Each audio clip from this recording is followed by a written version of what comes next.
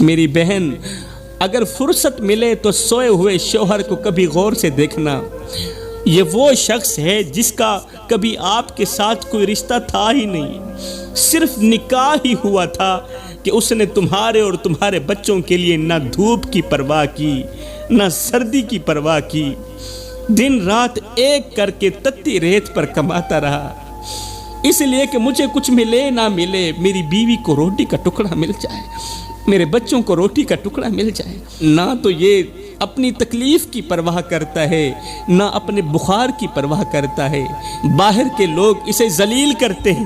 سخت کام لیتے ہیں، اس نے کبھی شکوہ نہیں کیا کہ مجھ سے کیوں سخت کام لیا جا رہا ہے، صرف اس لیے کہ میری بیوی اور میرے بچے خوش رہیں، ان کی میں ہر خواہش پوری کروں۔ آج کلائنٹ بدتمیزی کر رہا ہے، آج مالک بدتمیزی کر رہا ہے، اس بیچارے نے کبھی محسوس نہیں کیا، کبھی جواب نہیں دیا،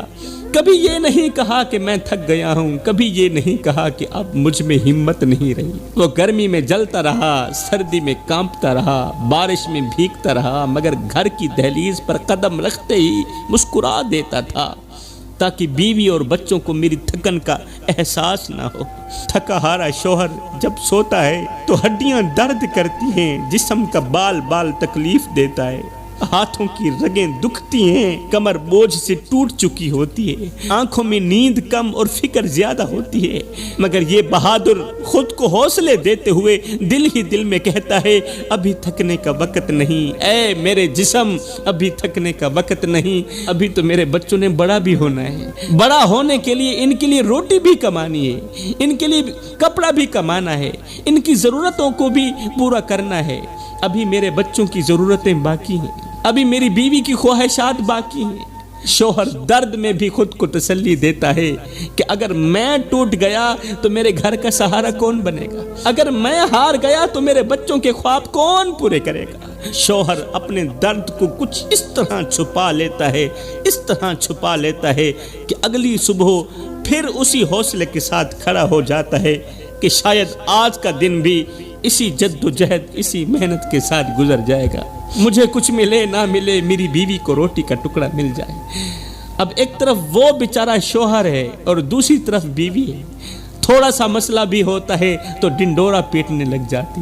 اور بار بار ایک ہی جملہ بولتی ہے کہ تو نے میرے لیے کیا ہی کیا ہے، تو نے میرے لیے کیا ہی کیا ہے۔ بیوی کا یہ جملہ سن کر شوہر بیچارہ دل ہی دل میں رونے لگتا ہے، اس کا دل اندر ہی اندر سے چیخ کر کہتا ہے ہاں ہاں میں نے کچھ نہیں کیا،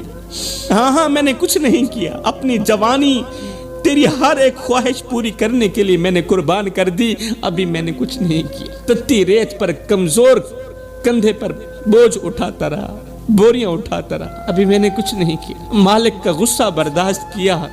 لوگوں کی باتیں سنی، ذلیل و خوار ہوتا رہا،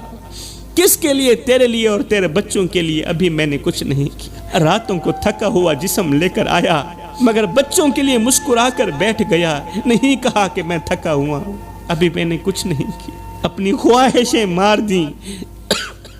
اپنے خواب دفن کر دیے، صرف اس لیے کہ میری بیوی کے چہرے پر خوشی رہے، ابھی میں نے کچھ نہیں کیا۔ اپنی جوانی کی طاقت مزدوری میں جلا دی،